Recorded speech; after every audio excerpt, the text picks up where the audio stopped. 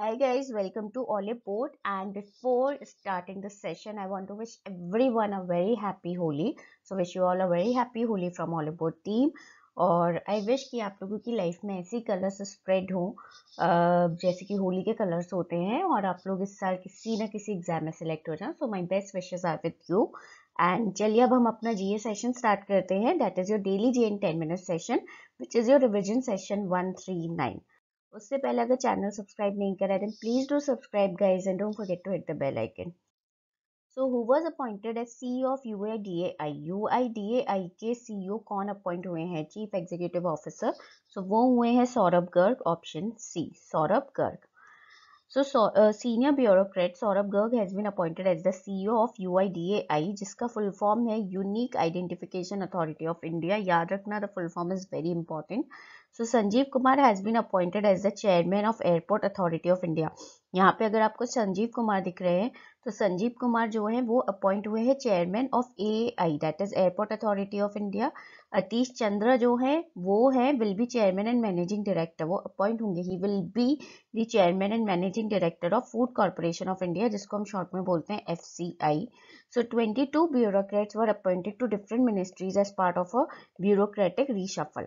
तो as a part of bureaucratic reshuffle 22 bureaucrats हैं जो कि अपॉइंट हुए हैं डिफरेंट मिनिस्ट्रीज में. तो इसीलिए आप याद रखना संजीव कुमार और अतीश चंद्र का भी. ठीक है.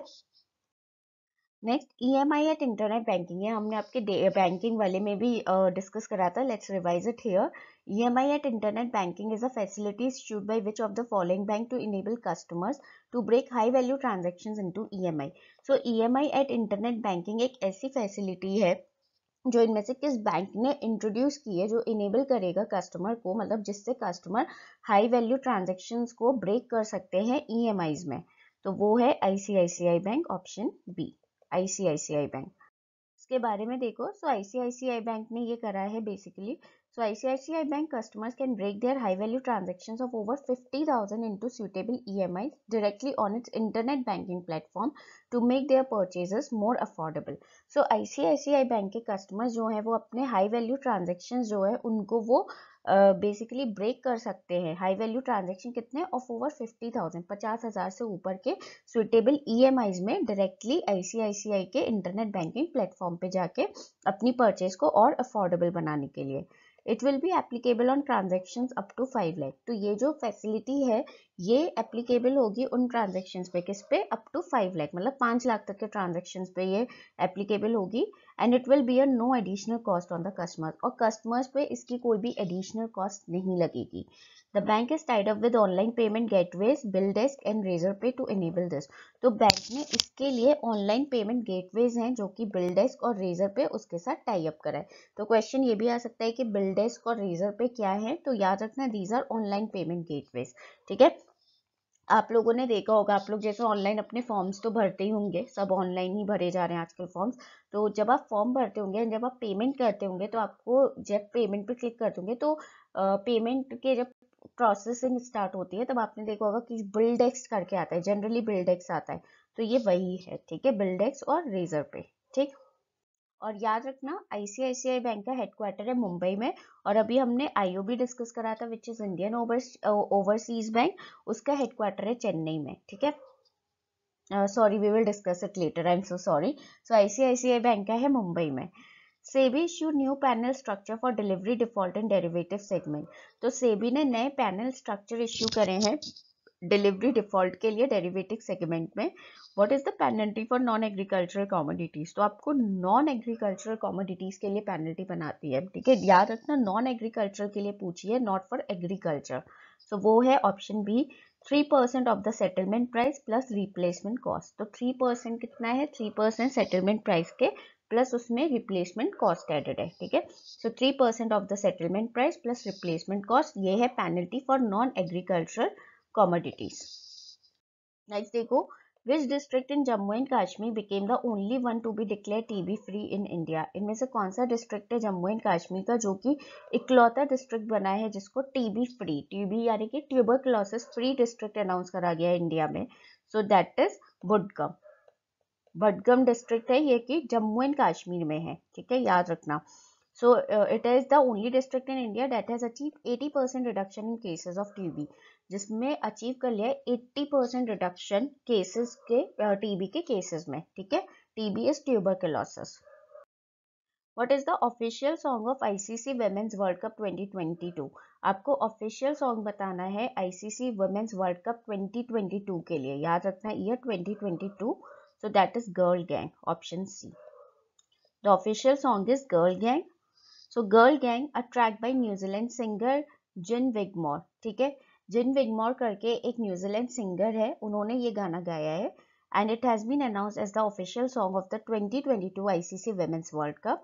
The tournament is set to be hosted in New Zealand from March 4 to April 3rd, 2022.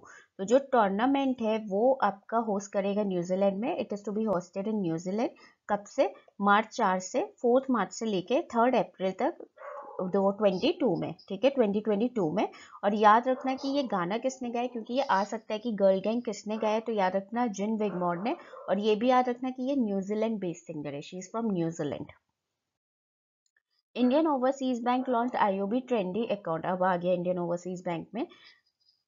Focusing who among the following. तो IOB ने, विच इज इंडियन ओवरसीज बैंक, उसने एक अकाउंट लॉन्च करा है जिसका नाम है IOB ट्रेंडी, ठीक है. तो क्वेश्चन ये भी आ सकता है कि IOB ट्रेंडी क्या है. डेबिट कार्ड है, क्रेडिट कार्ड है, अकाउंट है, व्हाट इज इट. तो याद रखना इट इज एन अकाउंट, ठीक है. सो वो किस पे फोकस करेगा ये अकाउंट, तो वो फोकस करेगा स्पेशली मिलेनियल्स पे. वो मिलेनियल्स के लिए बनाया गया ये account IOB trendy, and it will focus on millennials. Now what is it, ये देख लेते हैं. So IOB launched IOB Trendy, ठीक है, which is a savings account customized for the growing millennial population in the country by keeping their banking preferences in mind. So ये क्या है, पहली चीज तो याद रखना कि एक सेविंग अकाउंट है. ये एक सेविंग अकाउंट है जो कि ग्रोइंग मिलेनियल पॉपुलेशन है कंट्री की, उनके लिए बनाया गया है, उनकी बैंक प्रेफरेंसेस को दिमाग में रखते हुए. और ये कस्टमाइज्ड अकाउंट है, मतलब वो अपने हिसाब से उसको कस्टमाइज कर सकते हैं, बेसिकली अपने हिसाब से करवा सकते हैं, ठीक है. So for opening an IOB Trendy account, a customer needs to be within the age bracket of 21 to 38 years. तो IOB अकाउंट को ओपन करने के लिए जो कस्टमर है उसका जो एज ब्रैकेट होना चाहिए, मतलब जो एज होनी चाहिए IOB अकाउंट को खुलवाने के लिए, वो होना चाहिए 21 से लेके 38 ईयर्स तक. द अकाउंट में बी सेल्फ और जॉइंटली ऑपरेटेड. तो ये जो अकाउंट है ये सेल्फ या जॉइंटली दोनों तरीके से ऑपरेट हो सकता है. सेल्फ अकाउंट भी हो सकता है और जॉइंट अकाउंट भी हो सकता है. So in case of a joint account, the primary holder has to be a millennial at the time of account opening. तो joint account के टाइम पे जॉइंट अकाउंट के केस में जो प्राइमरी होल्डर होना चाहिए वो मिलेनियल होना चाहिए अकाउंट ओपनिंग के टाइम पे. At the time of account opening जो प्राइमरी होल्डर होना चाहिए वो मिलेनियल होना चाहिए. There is no opening balance requirement for IOB Trendy. IOB Trendy के लिए कोई भी ओपनिंग बैलेंस रिक्वायरमेंट की जरूरत नहीं है. So no charges will be levied for the first month for non maintenance of balance. तो आपको पता है जब बैलेंस नहीं मेंटेन होता है अकाउंट में तो चार्जेस लगते हैं, तो इसमें कोई भी चार्जेस नहीं लगेंगे 1 महीने तक. However, IOB Trendy customers need to maintain a daily minimum balance of 10,000, ठीक है, and a digital turnover of minimum of 20,000 per month. इतना digital turnover maintain करना पड़ेगा. कितना? 20,000 का. What is digital turnover? That is transaction using IOB ATM, CDM, IOB mobile banking, etc. etc. ठीक है. IOB का हेडक्वार्टर याद रखना, इट इज इन चेन्नई, और इंडियन ओवरसीज बैंक का भी चेन्नई में है, ठीक है. Sorry, Indian Overseas bank is IOB, Indian bank का भी चेन्नई में है. Who is the author of the book My Experiments with Silence that is yet to be published? कौन है इस बुक के ऑथर जिसका नाम है My Experiments with Silence, जो कि अभी पब्लिश होनी बाकी है, मतलब अभी पब्लिश हो गई है, which is not yet published. So that is Sameer Soni, जो कि एक्टर है. Sameer Soni who is an actor, याद रखना, ठीक है. George Segal who passed away recently is George Segal जिनकी हाल ही में डेथ हो गई है, आपको बताना है ये है कौन. So he is an actor, option B, ये एक एक्टर है, John Segal. So George Segal the US actor, ठीक है, ये US एक्टर है, याद रखना, आ सकता है ये. Who was Oscar nominated for his performance in who is afraid of Virginia wolf, जो कि जिनको ऑस्कर नॉमिनेशन भी मिला था उनकी परफॉर्मेंस किस मूवी के लिए, who is afraid of Virginia Woolf, and has died at the age of 87. तो क्वेश्चन ये भी आ सकता है कि वो किस मूवी के लिए उनको ऑस्कर नॉमिनेट करा गया था ऑस्कर के लिए, तो याद रखना for this movie. So guys, we are done with our daily GN 10-minute session. Hit the like button if you like the video. Do share with your friends and don't forget to subscribe our channel. And guys hope मतलब wish you all a very happy Holi again and keep preparing. आप लोगों के ये जो session है ये बहुत बहुत इंपॉर्टेंट है. I am telling you again and again these two sessions are very important. Daily banking and daily GA. ठीक है, so don't forget to watch these sessions.